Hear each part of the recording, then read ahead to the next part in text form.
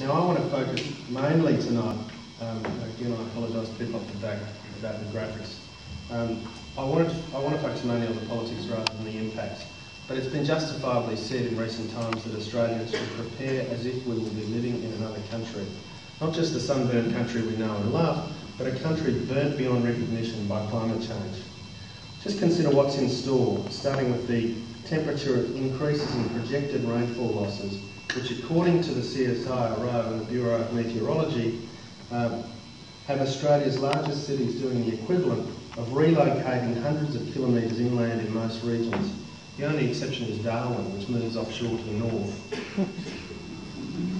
The temperature and rainfall projections move Brisbane to somewhere between Roma and Birdsville, Sydney to between Dubbo and Bourke, Melbourne to between Echuca and Broken Hill, Adelaide to between Coober Pedy and Tennant Creek, Perth to around Kalgoorlie, Hobart to Bendigo. And the notion that the promised land somehow awaits our farmers in the far north is just not supported by the best estimates of CSIRO and the Bureau of Meteorology, which show rainfall increases of just 2%, and even then only in the far north. Now consider some of the other projections.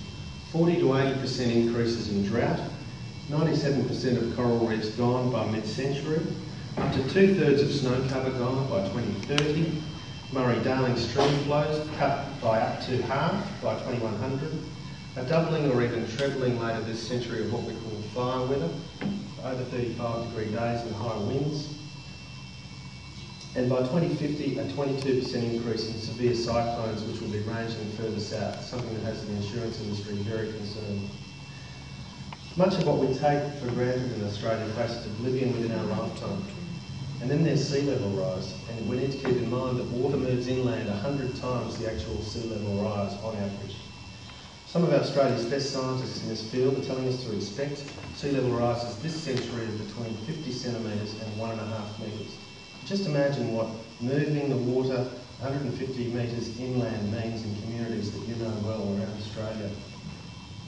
Factor in the projected increase in the most severe weather events, and from Cairns to the Gold Coast to Gippsland, we're looking at major impacts around the Australian coast. Incredibly though, Australia is yet to conduct a proper assessment of what it will cost Australia to adapt to climate change. This is the great unmentionable in the greenhouse debate. Some environmentalists, and I understand where they're coming from, don't like focusing too much on adaptation because they feel it looks like throwing in the towel on the emissions reduction task that's just so urgent. Governments, of course, don't want to discuss it because they know that it's going to cost trillions of dollars of taxpayers' money in the coming decades. And just to give you an idea, based on my rough calculations of the last 48 hours, we're looking at least $2 billion worth of damage in the California fires so far. And I think that figure's going to go a lot higher. But the damage bill from Hurricane Katrina was roughly $125,000 US. And when you translate that into the Australian currency, you're talking about, did I say 125 billion? Yeah. I hate it when I see people do that. Yeah, roughly 125 billion US, and when you translate that to Australian dollars, you're actually looking at about 1/6 of Australia's GDP, just one small. So some of the damage and the costs can be avoided by cutting emissions quickly. If we cut emissions globally by 70% or more by mid-century, we can roughly halve some of these impacts I'm talking about. Some adaptation costs can also be minimised if we make the investments sooner rather than later. But we need to start accepting the inevitability of some of this damage because we won't tackle that urgent emissions reduction task until we truly understand the magnitude of what this country faces. Now, I won't spend too much time on the global response either, except to state the obvious. Decades of talk has just not led to the emission cuts required, and the core problem has been the response of the United States and Australia. Rich industrialised countries like ours generated 80% of the emissions now causing the problem. And that is why, when the UN Convention on Climate Change was first negotiated, it was agreed that developed countries would take the lead. And that's why, during the first commitment period of the Kyoto Protocol, only developed nations were bound to emission targets of, on average, between 5% below 1990 levels.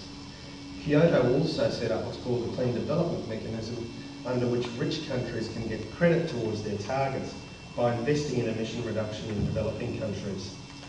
Of course, despite what you might have heard from people who oppose the Kyoto Protocol, no one ever imagined that the Kyoto Protocol would fix climate change by 2012. But if everyone did what they agreed, then developing countries could be engaged much sooner and we could get on track to those deep cuts in emissions required globally. There's been one big problem, however, and that's been the United States and then Australia refused to ratify and abandon this idea that developed countries should take the lead, not even for the first 4 years of the Kyoto Protocol. At first they said it was unfair that only developed countries should take on targets, but more recently the line has been new technologies will fix climate change, not binding targets. So more carrot and less stick. Lots of voluntary action backed with taxpayer subsidies to get new low emission technologies on the shelf over time. Or at least that's the spin, as they've pushed for a technology-based protocol to take the place of Kyoto after 2012. Implicit in this approach, however, is the idea that global emissions are all that matters. National emissions don't matter. Of course, no one's against new technology, and of course global emissions matter. But because the Bush-Howard agenda means that no nations are accountable for their own emissions, it's a recipe for indefinite delay. Recently, Bush has conceded the need for long-term emission targets, as some of you may have heard, but only global aspirational goals, nothing that nations can actually be held to. Australia, in spite of what you may have heard, remains hitched to the Bush administration's position as well, having in the late 1990s made a cabinet decision that made US ratification a precondition of Australia signing up to any agreement. And that cabinet decision still stands. Developing countries, needless to say, feel betrayed, and the wasted decade continues as global emissions are spiralling.